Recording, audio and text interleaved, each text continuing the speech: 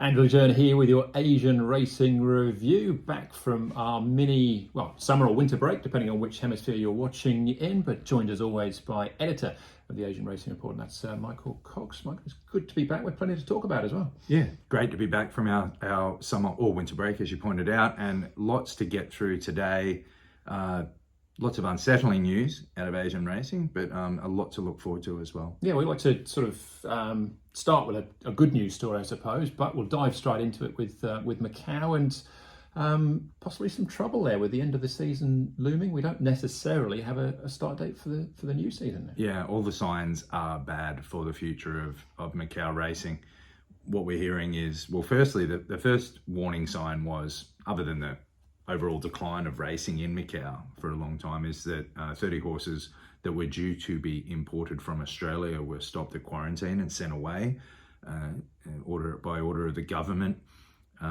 Sources telling us that the government there have a problem with the current MJC board and the chairperson, Angela Leong, who have been running the club there for a long time. They signed an extension of their lease, a 25-year extension in 2018 that was contingent on them investing in their facilities and in Macau racing. A lot of those obligations have not been fulfilled, and the pressure is on the Macau Jockey Club to stay in operation. And it would seem now we're only just getting news that there is a proposed date for the start of next season, but the latest word out of Macau, and it is very hard to get an official line, and that is part of the issue facing the trainers there, is that December 31 is looking like it could be the final race date for racing in Macau, which would be very sad.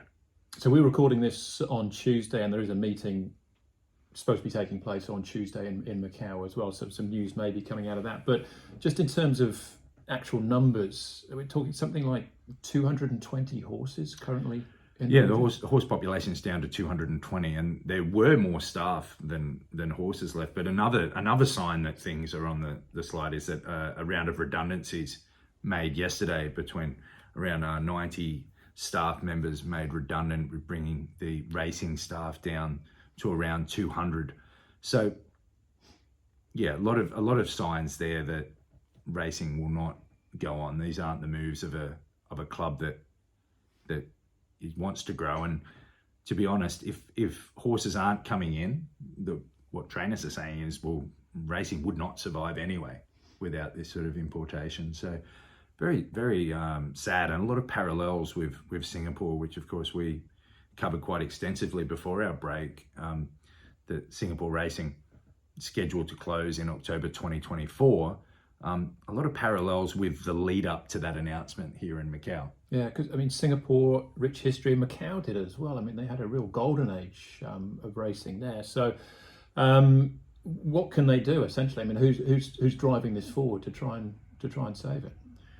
Well, I don't think that there is much that can be done. I feel like the parallels mostly with Singapore that we saw before the Singapore announcement were that we had trainers, officials, staff, and officials, like club officials, not knowing what was happening, and a call for clarity. So I feel like Macau is right where Singapore were before the announcement came. They've been left in the dark.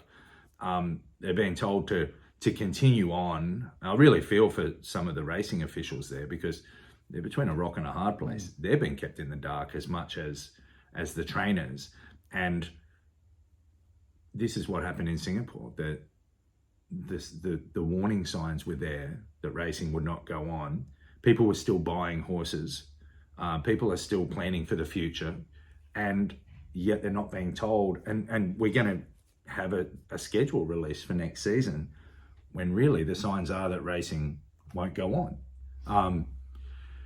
Yeah, there's a lot of parallels there. It's about, and I don't know that there is necessarily malicious intent from the government officials and the people high up that are making these decisions, but the lack of communication and transparency, and it speaks to a disconnect between officials and the people that actually work with horses, and a knowledge of actual horses. What we saw in Singapore was, okay, racing finishes in October 2024, and then trainers saying, okay, what about the horses? And it was clear very quickly that there was no plan. There was no logistical sort of plan for moving horses on, transporting them out. And I think we're headed towards a similar situation in Macau, where there are less horses, but there is the same situation faced by the stable staff and people that have worked around horses all of their lives. That what do? That they're made redundant, and it's fine to say that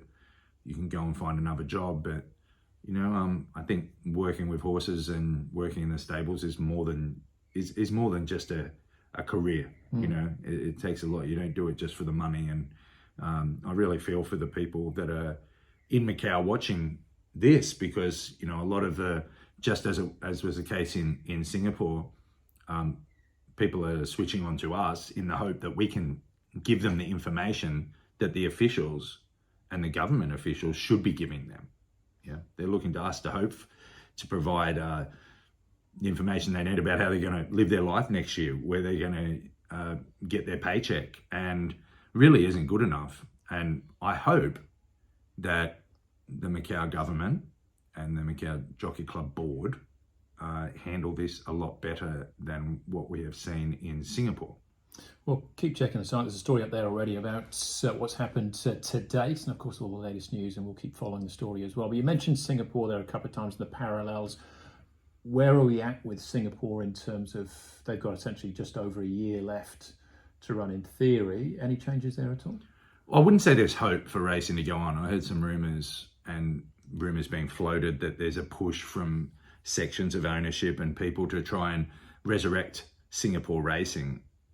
I don't think that's the push from the Trainers Association. There's an important meeting on Friday where that was rescheduled from last week, where the head of racing there, Dale Brown, will speak to the trainers. What the push for is for better compensation, better plans for keeping horses in training and keeping racing going in a way that is safe and enables people to make a living until October 24. So they've got a lot of work to do. I think that announcement there was rushed, and there wasn't much planning put to it. So I don't think the push in Singapore is necessarily about saving racing. It's about making sure people and horses are taken care of the best way possible. All right. Again, keep tuning in. We'll have more on that as it moves along. Switching pace a little bit, heading to Japan. Vincent Ho, this happened while we're away as well. Had a terrible fall. Thankfully, though, he's okay. He's in full rehab now. Well, it was I say he's okay, relatively speaking. Well, I mean, I spoke to him just briefly before the show. He's in physio. His dedication is still there. He had a huge summer planned, that had him riding in Japan and then over to the Sugar Cup and some more time in England, and then back to Japan before going to Hong Kong, where he just had a career best season, really trying to maximize that exposure overseas and get some opportunities. And he's having a terrible fall on July 29, in which he fractured a vertebrae, T5 the vertebrae, had a bubble in his lung. The initial reports out of that accident on social media, it's just a really bad habit that some reporters have developed somehow. I don't know. A lot of one local media person in particular with wanting to be first and tweeting that Vincent had cracked a couple of ribs, but scans showed him to be okay. When, if you go and check out David Morgan's extensive report on Asian Racing Report, you'll find that it was far from the case. It was Vincent was unconscious for quite a long period of time, a worrying amount of time. There's also, there were concerns about how he would get out of Japan and back to Hong Kong with the issue that he had with his lung, which altitude could cause a problem, that he would have to fly with a doctor. Credit to the Hong Kong Jockey Club for organising a charter flight for him to get back home and seek the medical attention that he needs to get back on track. But yeah, coming back to it, the two comments I'd like to make. Firstly is, one, for the media, this habit of of wanting to be on Twitter and say everything's okay, and it's like it's a life that we're talking about here. It could have been worse, and I think that's Vincent's main line after the accident. Yes, it could have been worse, but worse is that he could have died. It was a terrible fall. And also for the JRA, and the sentiment expressed by Vincent wasn't one of necessarily criticism, but constructive criticism, let's say, of the JRA. And it took him 50 minutes to get off the course to a hospital. And I think that's something that could be improved greatly in Japan, is that, you know, what happens when, and it could have been worse, and what if it was worse? So hopefully next time things are handled better there. Yeah, and he's talking though already about being back for the start of the Hong Kong season. That seems remarkably quick. It does, and is it necessary? But I guess that's the mindset, that's the thing with jockeys like this. That's why, you know, if he'd only ridden 20 winners, he might not be in such a hurry to get back. But that's the common theme amongst these guys that are at that top level in Hong Kong, is that they refuse to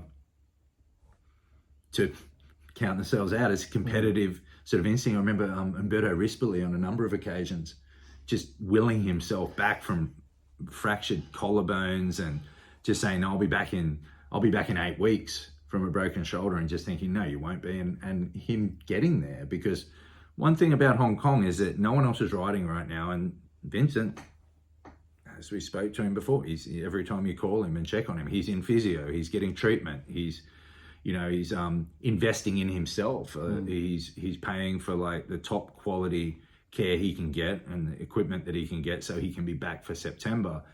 But the really big one is Golden 60. Yeah, of course. That's the ride that he doesn't want Zach Purton or anybody on it. Well, of course not, right? Like, he's just like, I'll be back for October. And look, Francis Loy at the time, when I informed Francis that Vincent had been injured, I'm sure Francis was very concerned about Vincent's welfare, of course, but the next question was, will he be back for October? Which is whether it's October 1, but more likely third week of October for the Group 2 mile is when Golden 60 will be back. And I would think Vincent's eyes would be certainly that as the latest. Just as an aside, you said about Vincent investing in himself. Remember, it was pre-COVID, but he picked up a 1 or 2 meeting ban. He went to America to spend some time with Monty Roberts when he was there. So he wasn't just sitting at home thinking, I'll just ride out the ban or go to Macau or do whatever. You see, he's always looking for that extra edge. I thought you were going to say he went to a Formula One race and got a pit pass, because although that's not investing in himself. But Vincent has a great lifestyle and a lot of interests outside of racing, but he does that as well. He does have some balance. But yeah, even the mindset, the way he had looked at the season coming up, I mean, this off season coming up, and the schedule, the hectic schedule that he had set himself, it speaks to what had him, finish second in the championship and really take a massive leap forward with a career best season this season just gone. All right, we wish Vincent a speedy recovery. You mentioned Umberto there a couple of times. He's doing fantastically well out in the US on the West Coast there. He'll be in Japan this weekend. We've got the World Series Jockeys Championship. The likes of Umberto, Joe will be riding there as well. Rachel King for Australia, big opportunity for Rachel. Yeah, I spoke to Rachel King at Newcastle races last week, and she was very excited. I warned her that she's going to be signing a lot of autographs.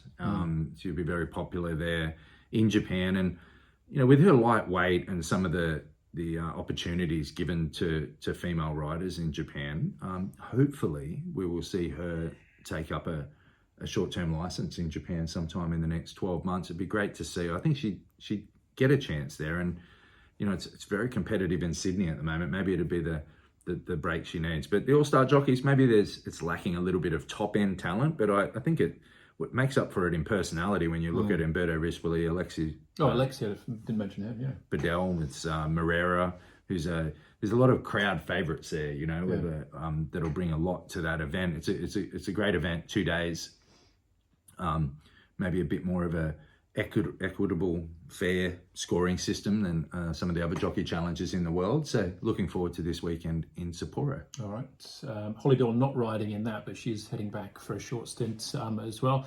Sapporo Kinen last weekend, sort of very impressive winner in Prognosis. 4 lengths he won by, and we have a good line on Prognosis through Hong Kong. So he finished second in the QE2 Cup to Romantic Warrior. Yeah, he has now won 6 of 10, and you would think he is a likely traveller again in the future.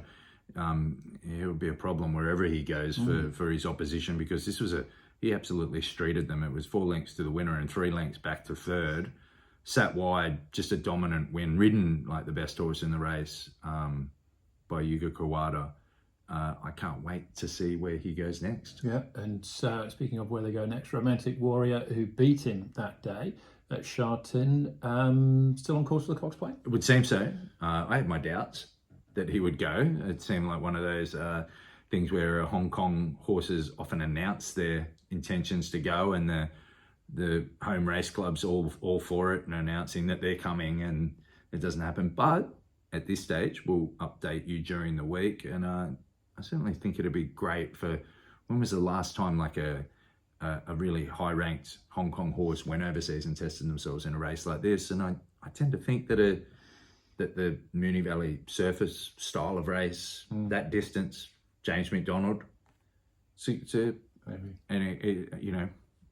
as good a chance as any for a Hong Kong horse, a middle distance horse, to stamp themselves out there in a big world event. All right, and which obviously brings us to talking about Romantic Warrior, the start of the season in Hong Kong. It's something we'll be talking about over the next few weeks as we build up to the new campaign. Yeah, big build up during the next season. We'll be previewing the trainers, jockeys, and horses on here and on our podcast, and plenty of preview material heading into the new season. Feels like it's just finished, but we can't wait for the start of the next one. Absolutely. All right, well, thanks as always, Michael. Keep tuning in, like and subscribe, and keep following us, of course, on all the social channels as well.